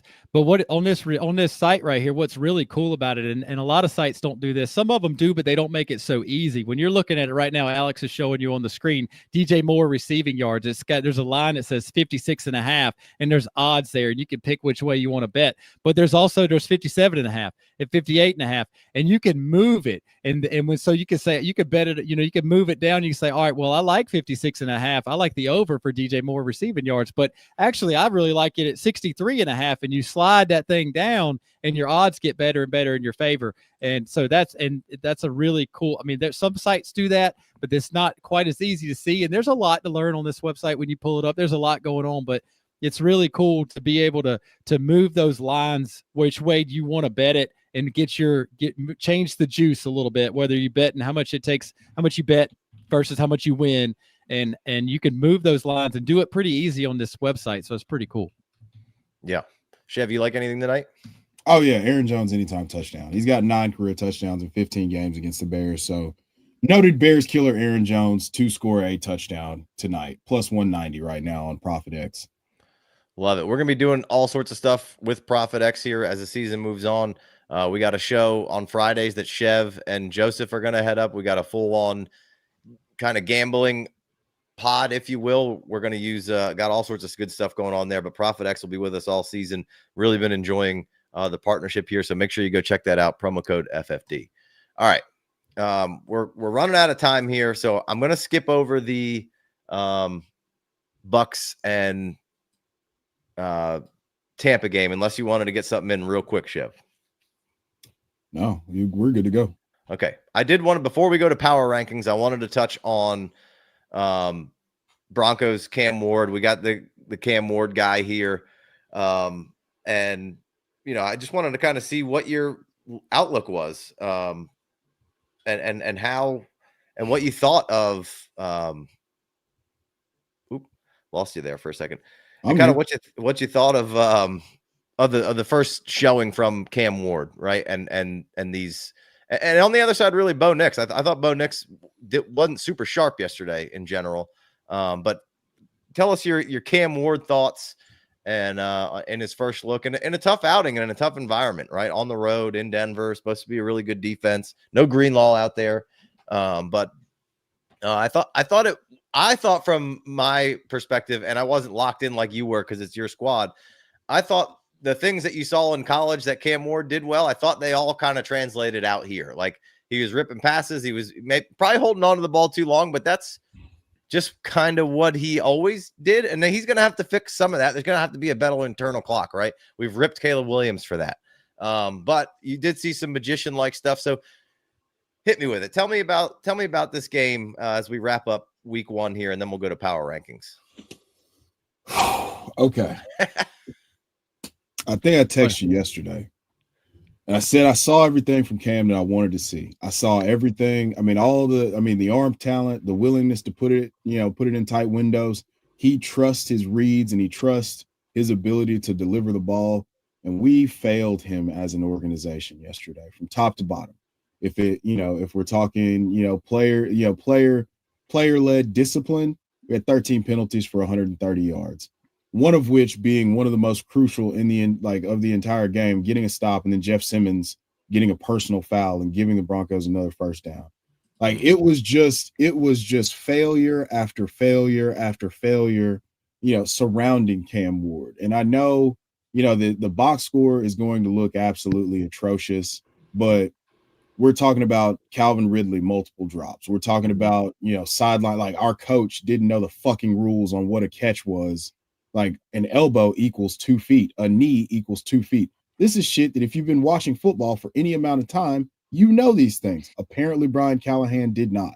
So that's a part of it. Moving more into what pissed me off even more is like, then on top of not understanding the rules, you failed him from a protecting a rookie play calling standpoint. There was a series right before halftime where we're inside our own 5. You just come out and throw 3 passes in a row, one of which should have resulted in a safety. Yeah. And JC Latham just completely whiffed on Jonathan Cooper and got Cam Ward just smashed. And so I'm encouraged by what I saw from Cam Ward, but I don't think that the Titans as an organization, everyone outside of, Tony Pollard, as much as we love Tony Pollard, he's going to be a workhorse. He fumbled yesterday. Cam did take a couple sacks, like took points off the board when we had advantage, but we basically forced 6 turnovers if you include the 4 turnovers and the 2 fourth down stops. And that turned into 7 total points. So I don't see how you could look at what Cam was doing in that last, like in one of the last drives, where the drive that ends up where he gets hit and it's considered a fumble, a lost fumble, like 3 straight plays, he delivers the ball and there's just like Calvin Ridley drops it. Then Chim DK doesn't bend it in on a seam route. And he puts the ball where it's supposed to be and Chim DK is not there. So it was a lot of not being on the same page. I thought he was as good for a rookie against an elite defense. And just getting hit. We took 6 sacks yesterday. Yeah. Getting hit a ton. He stood in there, he delivered, and he delivered confidently. So I think if we can get that, if we can get just a little bit more dialed in terms of the details, Cam Ward's going to be, let me say this, Cam Ward's going to be fine. I don't know if we currently have the coaching staff in place to get the best possible outcome for Cam Ward based on everything that I just alluded to that happened yesterday. Yeah, real quick, Big Co, before you jump in here. Offensive line from a top-down look, and do you think it gets better because of the opponent, right? Can this offense, because it wasn't great yesterday, do we see some more improvement from a line that we expected to take a little bit of a leap forward, but really tough out on week 1, as Alex alluded to in the comments here. Do you feel any more confident in this offensive line, or are you less confident in the same? Or I guess, was it just a sum of the matchup, or do you have a little more faith in this offensive line to protect a little better moving forward? It should be better. It should. Nick Bonito and Jonathan Cooper are awesome. Zach Allen is awesome. So it was supposed to. Your like corner is awesome. You got one of the best right. So everything kind of working off of each other. Right. Like they're one of the elite units coached by an elite defensive coordinator. Yeah, that's right. So But all that being said, when you start with the ball in plus territory multiple times, you're supposed to score more than fucking 12 points. Yeah. That's the long and short of it. Big Co, you got a couple things in here before we move to power rankings? Oh yeah, I love this. I love this for Cam. I love this for the Titans. I love this for Shep. Let me talk about the goal line thing real quick before I forget, because that's like, I don't mind that they threw the ball. You're backed up. You're on the road in Denver. You can't have your rookie quarterback standing in the end zone trying to read Denver's defense. Just a little design rollout. Like, how many times do we see that from the good teams? They design that rollout, and then you got maybe two options. You got a couple levels or something. Somebody hits the flats, and then somebody hits a big over, and the quarterback just usually runs and picks up 8 yards, right? That's all we needed to see right there. So that would just made it so much easier on him. Did I just hit a button? Are y'all still there? My bad. No, we're here. We're good. Okay, good. Listening intently. That's just, you just can't have Cam Ward, your rookie quarterback, standing in the end zone 3 plays in a row. Like you said, Chev, it should have been a safety. Just get him out of the, just design roll him out, and you're good. But I had to say that. I didn't want to forget it. I thought I hit a button on my computer. So Cam Ward, for your rookie quarterback, first pick overall. There's been a lot of talk. We talked about it. Most people talk about it. His amount of snaps, the amount of games, what he went through in college. It's just, he's not a one hit wonder, right? He played a lot.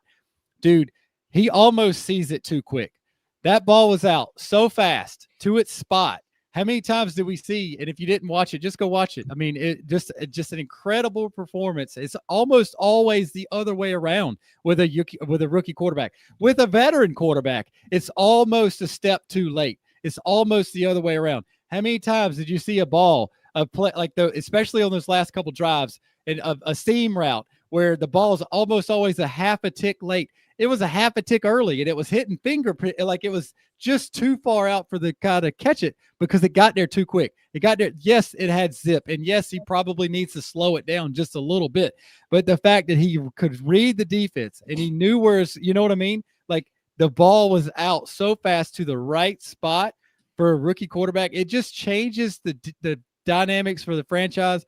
In the NFL, if you miss on your quarterback, you go back to purgatory. You get that first pick. You get that if you're the 1-2, 1-2, 1-3, whatever in the draft. Like the Patriots got theirs, the Redskins got, the Washington got theirs, the Titans got theirs, and it means everything. Yeah, there's a lot of things that could have gone wrong, but that did go wrong. But everything went right for the Titans yesterday because they got their quarterback. It doesn't matter if they didn't get beat by 40. And true. They could have got beat by 40. I think the Bo Nix thing, I'll get to, like, everything you could have ever asked for the Titans, you got it yesterday. You made your pick. They never talked about trading it. It was Shador versus Cam in the early spring, and it was this versus that, and then it just it became Cam Ward, and the drum beat started beating, and the drum beat got louder, and everything we heard about Cam Ward and everything that was supposed to be good about him, we saw it. Chef said he got beat up. He got sacked. He got hit. He kept getting all of that. He got pulverized all game long by one of the top 3 defense at a minimum on the road in Mile High. Week 1, you haven't really played together as a team, and he's putting the ball up the seam with the game on the line. Obviously, that was a bad penalty. They should not have even had the ball back, right? The Titans actually should have got the ball back in better shape. But for all that to go wrong, and for Cam Ward to be doing what he was doing at the end of the game, was amazing for the Titans' future, and they crushed it. And when you get your quarterback, everything, now you can play. Now you can build. If you missed it, you're going the other way, right? And so they got him, and that was amazing. The Titans, even for as good as Cam Ward was as a rookie quarterback, they still could have got beat by 30. But Bo Nix was he was erratic, Casey. His athleticism was on display. His ability to run the offense was on display. But it was like he was like the feet. The first quarter, they couldn't wait to cut it up and show us a replay of him, being super off balance and moving it and spinning his hips the way he's supposed to and delivering a strike. But his feet were never underneath him when he was throwing. And you can do that every once in a while. We all want to look like Patrick Mahomes when we're throwing the football, but he was just too much. He was holding the turbo button, right? If he's, he was holding the turbo button the whole time. And you just need to even if you're rolling out and it's there, just calm it down just a little bit. Get yourself together just a little bit to make that pass. And I think what we saw out of Bo Nix was the ability was dripping, right? It was just he's got everything that Sean Payton wanted him to have, and the Broncos are in great hands. He's got to slow it down just a little bit. Yeah. Yeah. I mean, we as far as the Broncos side of things, I thought again, Nix was a little erratic. Had a good touchdown pass to Cortland Sutton there. Sutton obviously good again. J.K. Dobbins saves your start with him by scoring a touchdown late.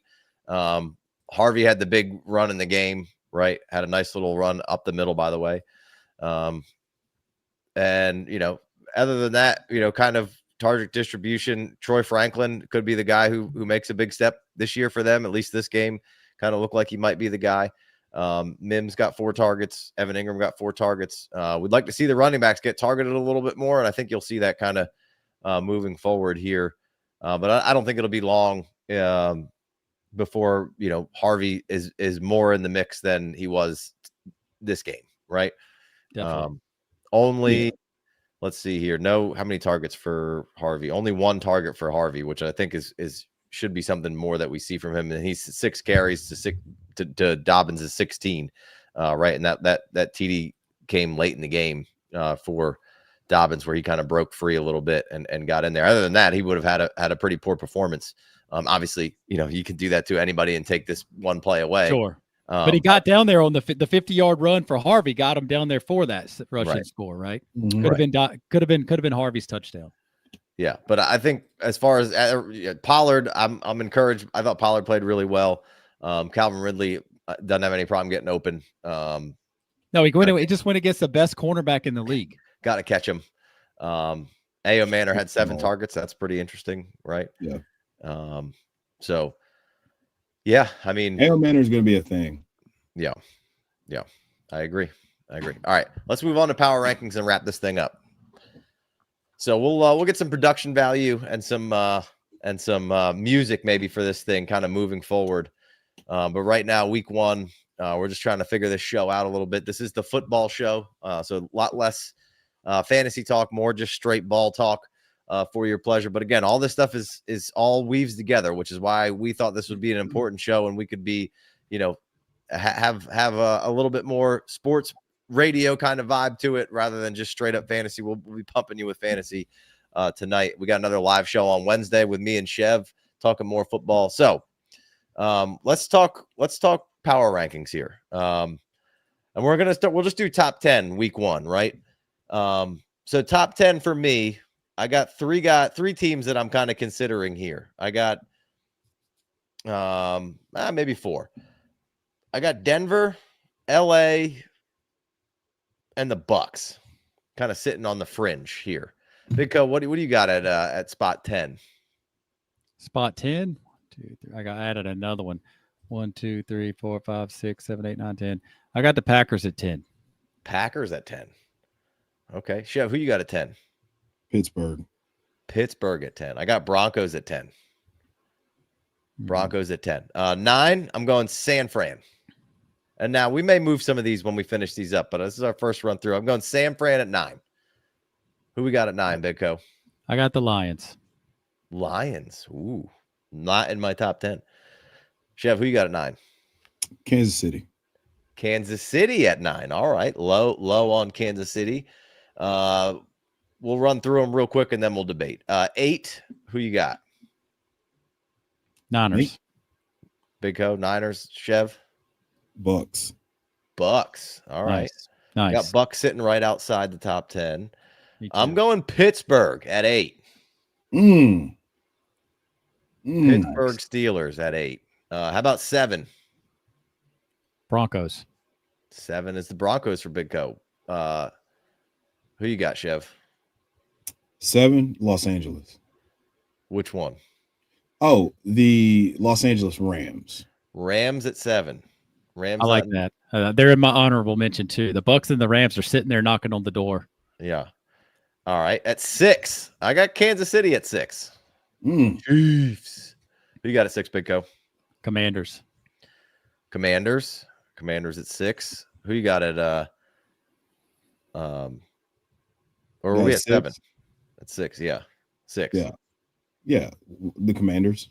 Commanders. Okay. Mhm. I had Commanders at 7, Chiefs at 6. All right. Who's at 5? I'm going Green Bay at 5. Nice. I got the Packers. Chargers. Chargers at 5. All right. I've got Jeff? Baltimore at 5. Baltimore at 5. All right. So are we all putting Baltimore behind Kansas or behind Buffalo for week 1? I got Ravens above them. I want to put them above them, but for this purpose, I got Ravens at 4 currently. Big Co, who you got at 4? Bills. Yeah, I got the Bills at 4. You got the Bills at 4? Yeah. All right. I got the Bills at 3. Who you guys got at 3? Big Co. Ravens. I got the Chargers at 3. Nice. Yeah. Big fan of the of what Jim Harbaugh does in terms of, the voodoo of self-belief in his players and just being awesome. Yep. I like it. All right. At number 3, I got Bills. Number 2, I got Eagles. Who you got at number 2, Big Co? Chiefs. Chiefs. All right. Chev? Green Bay. Green Bay at 2. All right. At number 1, I'm going Chargers. Chargers really impressed me week 1. They came out and flipped everybody on their head. Lost their offense huge in Slater there. Huge loss. Defense looked really good, I thought. Herbert was fucking awesome. Najee's going to come back. That running game's going to be just fine. That's a good defensive scheme there. Omarion Hampton, a lot of haters on Hampton after week 1. Oddly enough, I thought he was fine. Like what he is a north and south guy. You don't want to get laterally a ton with him. And when he had his room up the middle, he did what he needed to do. That's what he was going to do. That's what he is. And Najee will come in there and get a little bit more of that. But I mean, adding Keenan Allen late, Ladd, Trey, learning from those guys. I mean, you got the rotation of Disley and Conklin and eventually Aronde Gadsden in there. Like, I mean, they just keep hitting you with different parts and pieces. And the fact that they came out there and threw it around the yard and looked great doing it. And Herbert's mobility on display. I got the Chargers, the most impressive team in week 1. I like that a ton. I got them down behind some of the guys that have just been awesome into the championship games every year for a couple of years. I got them below Eagles, Chiefs, Ravens, Bills, but they're my number 5. I like everything you just said, Casey.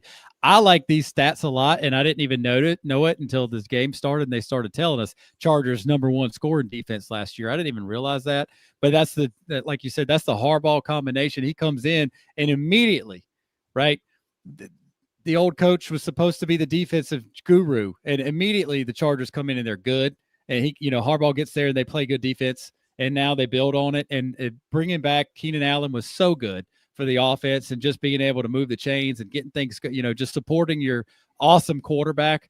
And then taking the first round running back who's a stud, bringing in Najee was smart, so and obviously, dude, all that happened. They just went and beat the Chiefs without Joe Alt, right? And so just like Slater with so Joe Alt's out there, but without Slater. So I love that. I love the Chargers. I couldn't put them against the AFC, NFC championship games that have been basically the perennial games that we've been seeing the last 4 or 5 years.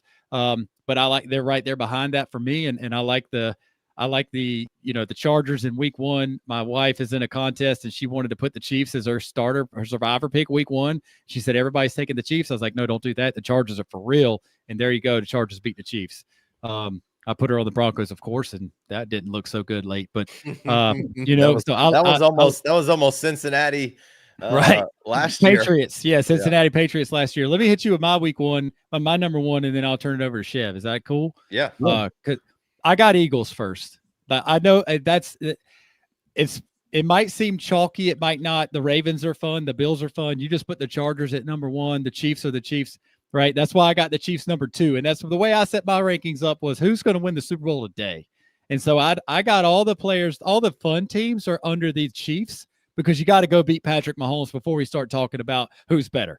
I know this is a team power ranking, but if the team is doing everything they're doing to win the Super Bowl, and the Chiefs are the Chiefs because they got Mahomes and Andy Reid. And until that changes, only been to the AFC Championship game or Super Bowl every season of his career. That's why I got the Chiefs 2, and they're going to stay there until they really show me they're faltering.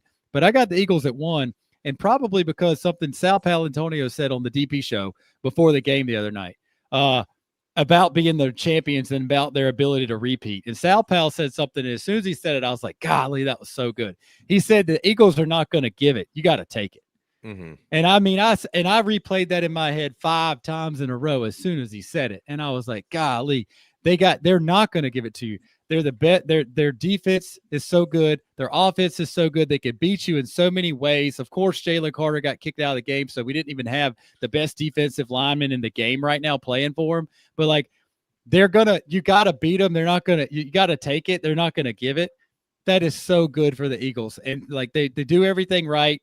And I was talking all off season long about seeing, Jalen Hurts with less pressure, and he's got his championship now. He's got his ring. He's been a winner. And in the broadcast, they said 5 out in the last 8 years in Jalen Hurts' career. So that goes back to college. He's been in the championship game 5 out of 8 years. 5 out of like 8, that's crazy.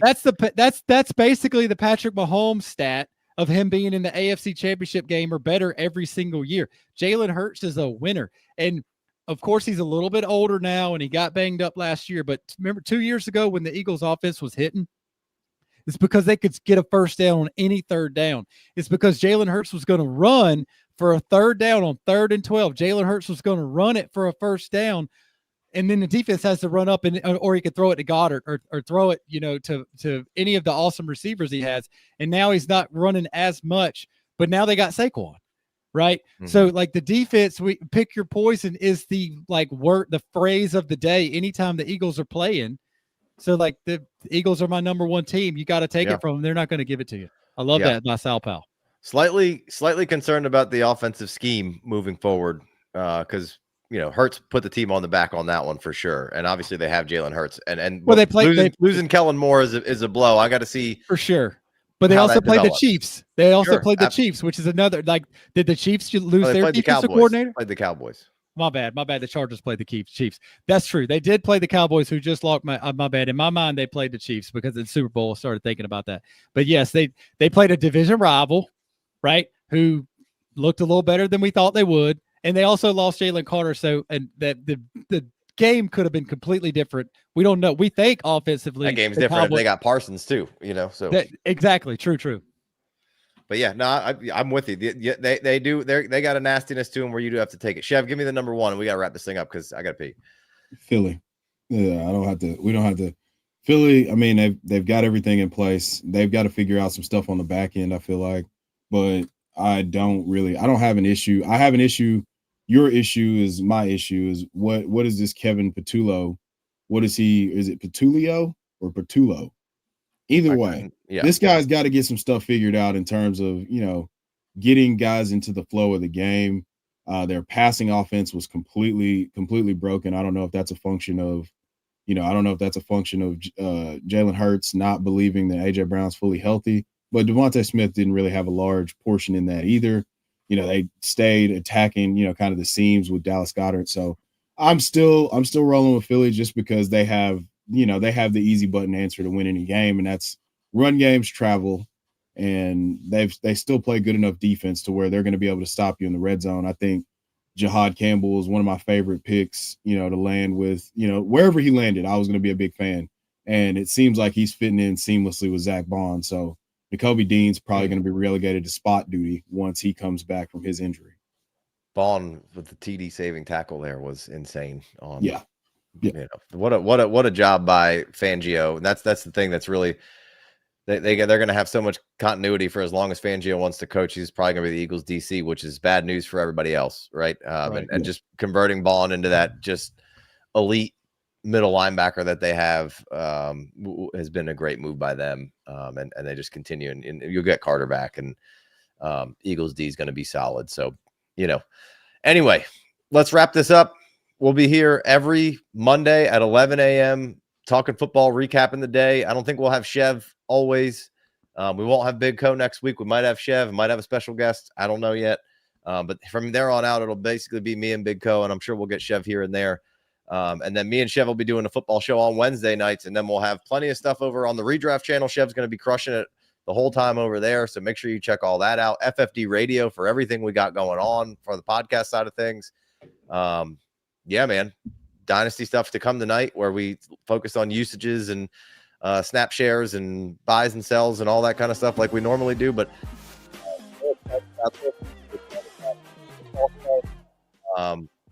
we've been kind of kicking this around for a while, so we're excited to do this and bring it to you all year, because I do think this is an important part of things, and I think Dynasty guys should be talking more about the sports radio side of things, because the sports radio side of things, them boys are lost in the sauce on a lot of shit. They can talk about Aaron Rodgers, but they can't talk about half the other stuff that a lot of these Dynasty guys can. So that's what we're going to try to do. That's what we're going to try to provide. We'll be here all year. Appreciate you guys. Chev, Big Co, Casey, we're out.